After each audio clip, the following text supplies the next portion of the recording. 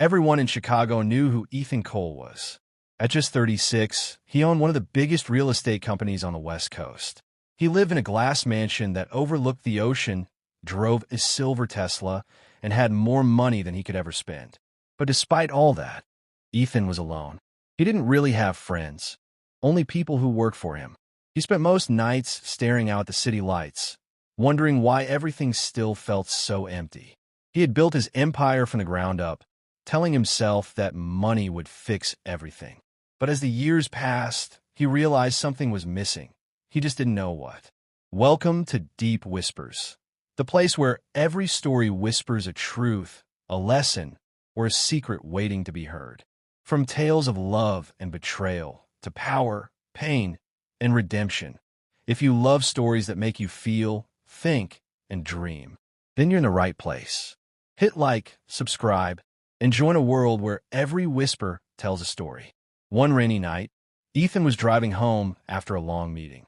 The streets were quiet except for the sound of rain hitting his windshield. When he stopped at a red light near Sunset Boulevard, he saw a young woman sitting by the bus stop, soaked cold, and holding a small cardboard sign that said, "Just need food. Anything helps." Ethan usually ignored things like that. He told himself it wasn't his problem. But for some reason that night, he couldn't drive away. He rolled down the window and said, "Hey, do you need a ride somewhere?" The girl looked up, surprised. She looked about 20, maybe 21.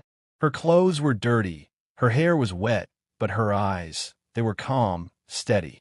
"I'm fine," she said softly, "just trying to stay dry."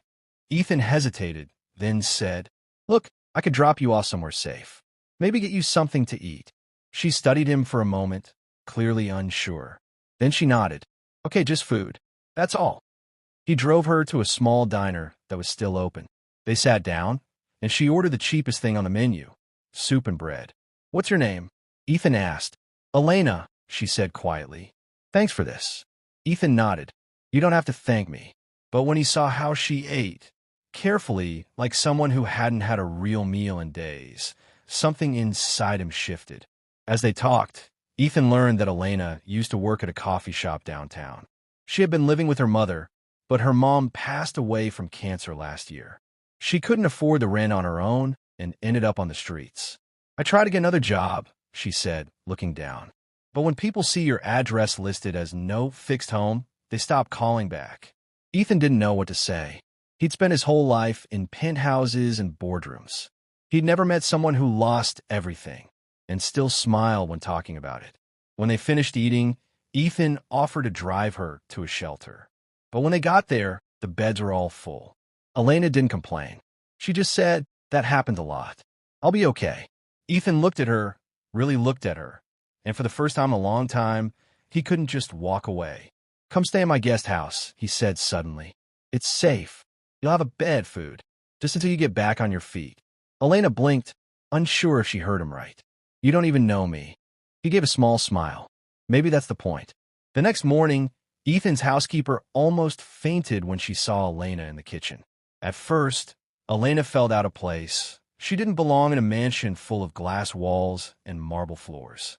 But she started helping around, cleaning dishes, organizing things, watering plants.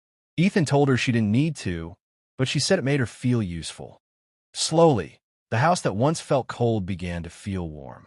Elena would hum when she cooked, sometimes laugh at Ethan's awkward jokes, and leave little notes reminding him to eat breakfast before work.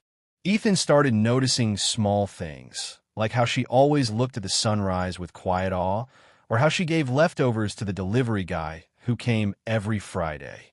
She reminded him of something he hadn't felt in years, kindness without reason. Weeks turned into months. Elena got a part-time job at a local bookstore. She refused to let Ethan pay her bills, saying, "It already helped me enough." But in truth, Ethan was the one who felt helped. He started spending more time outside, walking by the beach, smiling at his staff, even visiting some of his construction sites to make sure they treated workers fairly. The man who used to measure success by numbers now found meaning in small acts, like seeing Elena laugh or helping someone without expecting anything back. One night, as they ate dinner together, Elena said, "You know, I used to think rich people didn't have hearts, but you proved me wrong." Ethan laughed softly. Funny. I used to think people without money were lazy. You proved me wrong, too. They both smiled. It wasn't romantic. Not yet, but it was real. Something gentle and honest. One morning, Ethan woke up to find a letter on the kitchen counter. Ethan, thank you for everything. You gave me back my dignity. But it's time I stand on my own now. I found a small apartment near the bookstore. Don't worry, I'll be fine. Elena. Ethan read the note 3 times. He didn't realize how much she meant to him until she was gone. The house felt empty again, but this time, he knew exactly what he was missing. He drove straight to the bookstore. When he saw her arranging books on a shelf, he walked right up to her. You forgot something, he said. She looked confused. What? My peace of mind, he said with a small grin. Elena laughed, the sound soft and real. I thought you'd be busy being a billionaire. I was, he said. But then I realized none of it matters if I'm not happy. He took a deep breath. Come back. Not because you need to, but because I do. We can figure out the rest together.